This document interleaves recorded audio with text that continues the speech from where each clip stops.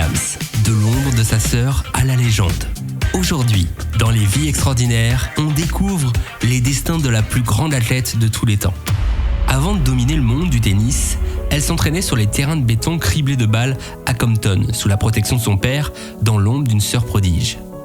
Découvrez comment Serena Williams a transformé ses doutes et les critiques en une rage de vaincre qui a redéfini le sport à jamais. Serena naît en 1981 dans le quartier difficile de Los Angeles. Son père Richard Williams a écrit un plan de 78 pages pour faire de ses filles des championnes avant même leur naissance. Contrairement aux autres joueurs de tennis, Serena ne passe pas par les circuits juniors classiques.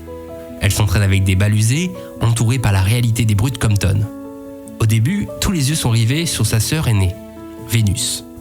Serena est la petite sœur, celle qui regarde depuis les tribunes, mais dans l'ombre, elle forge un mental d'acier. En 1999, c'est l'année du basculement. À seulement 17 ans, Serena surprend le monde entier en remportant l'US Open, devenant la première des sœurs à gagner un tournoi de Grand Chelem. Elle impose un style révolutionnaire, une puissance physique jamais vue chez les femmes et un service qui devient une arme de destruction massive.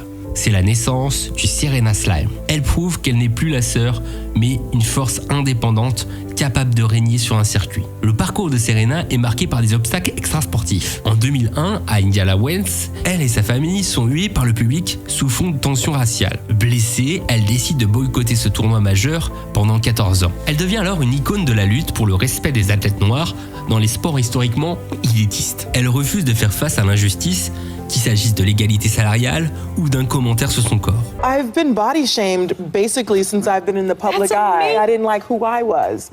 But as I got older, I understood that this is me. My body, it's creating all these opportunities for me.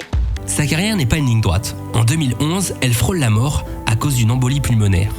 En 2017, lors d'un accouchement de sa fille, elle subit des graves complications.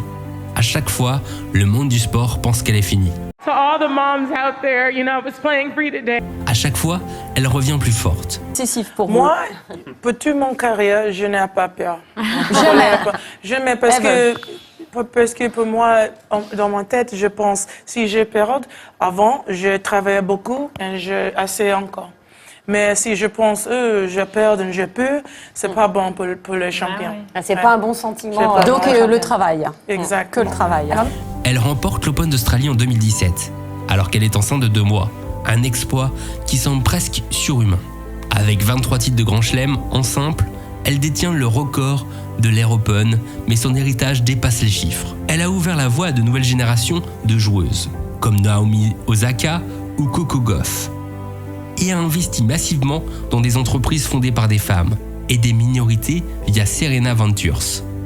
Comme Bill Gates ou Coco Chanel, elle a su transformer son nom en une marque synonyme d'excellence et de rupture. Serena Williams nous a montré que peu importe d'où elle vient, c'est la force intérieure qui définit son plafond. Elle n'a pas seulement gagné des matchs, elle a gagné des règles de jeu. Si ce portrait de championne vous a plu, n'hésitez pas à vous abonner et dites-moi en commentaire si ce portrait vous a plu. À bientôt.